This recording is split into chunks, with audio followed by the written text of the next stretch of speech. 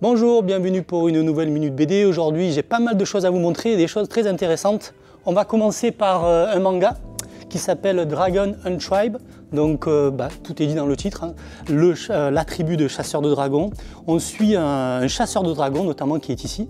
Et comme souvent dans les mangas, les premières pages sont en couleur et ça permet d'apprécier aussi le talent de coloriste de Shiro Kurai, qui est donc l'auteur de cette série, de cette nouvelle série.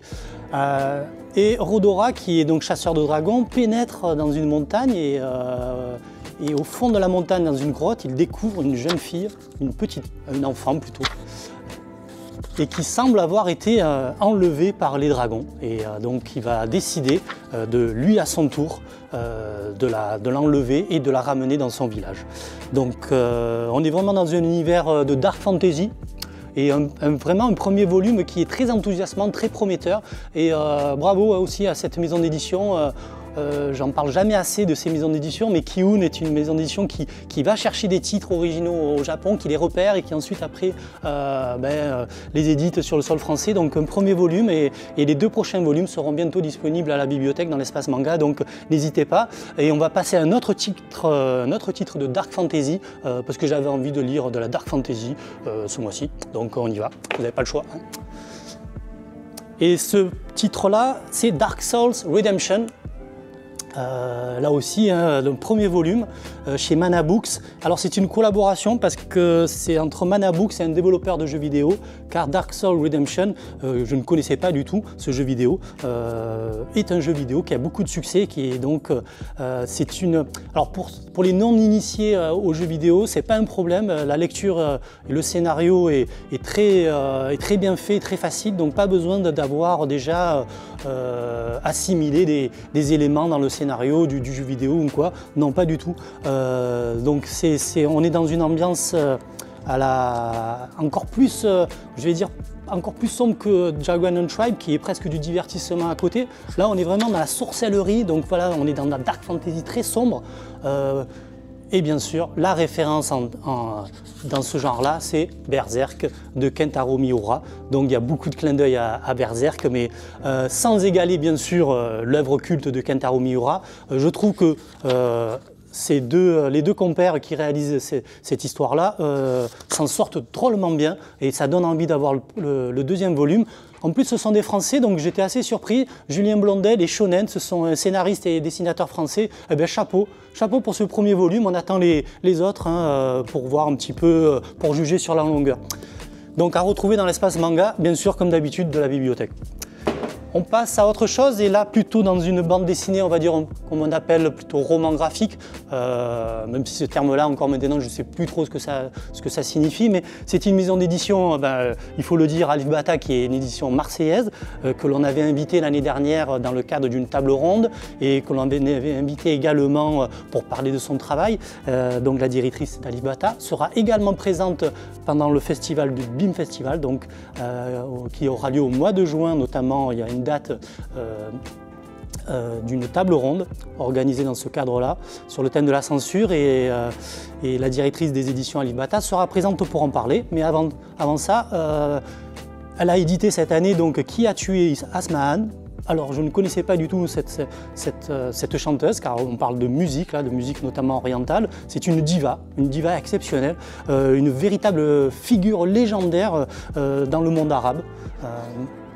Et donc c'est un journaliste qui s'est associé à un dessinateur et qui va raconter la vie de cette Asmahan, qui a eu un mode de vie occidental et donc qui a été aussi beaucoup l'objet de critiques dans le monde arabe et qui a eu aussi une mort prématurée. Voilà, donc Qui a tué Asmahan aux éditions Alif Ba Ta, et sinon venez la rencontrer, la directrice Alif Ba Ta, au mois de juin à la bibliothèque. On va terminer avec deux autres bandes dessinées. Alors la première, ça va être enfin la réédition de 50 ans de bandes dessinées confessionnelles et déjantées de la part de Aline Kominsky-Crumb.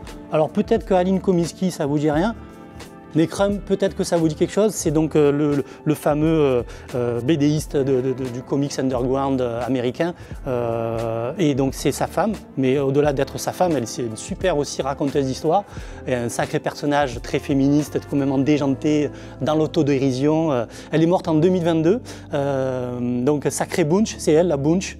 Et on va voir qu'elle n'a rien à envier que Robert Crumb, en tous les cas, qu'elle n'a rien à envier à Robert Crumb, puisque dans la façon de raconter les histoires, une bande dessinée qui est vraiment sans tabou, qui rentre vraiment dans l'intimité de Aline Kominsky, qui a souvent été d'ailleurs dessiné dans les albums de Robert Crumb, qui lui permettait, il se servait aussi quelque part, il utilisait la figure de sa femme pour parler de son propre rapport, lui, avec la femme, avec la féminité notamment, et un rapport compliqué, mais en tous les cas, il y a des entretiens magnifiques tous les deux, des entretiens croisés que vous pouvez peut-être, si ça vous intéresse, voir sur le net, et ces deux personnages vraiment géniaux.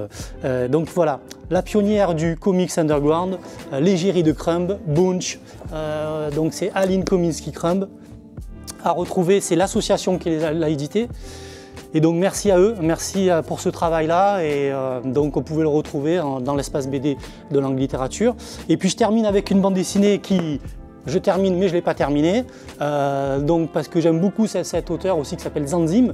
Juste avant, il avait fait une bande dessinée qui s'appelle L'île aux femmes, l'espèce d'aviateur complètement macho et nombriliste et avec un ego surdimensionné qui se retrouve comme Robinson Crusoe sur une île, et en fait cette île-là, elle est habitée que par des femmes. C'est le début d'un cauchemar pour lui, mais c'est une façon aussi pour Zanzim de développer son thème, on va dire, de prédilection, son thème favori, celui du rapport homme-femme et aussi de la masculinité.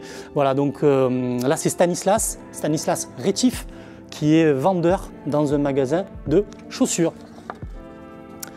Alors il est fin observateur, il a beaucoup de talent pour savoir quelle chaussure va aller exactement sur quel pied de telle jeune femme.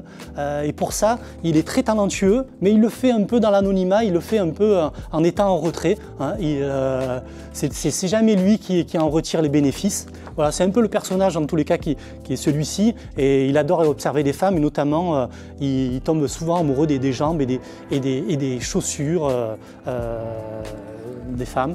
Il y a un événement qui va se passer, donc j'en suis resté là, qui va faire que tout cet équilibre-là ou ce déséquilibre-là va complètement être bouleversé.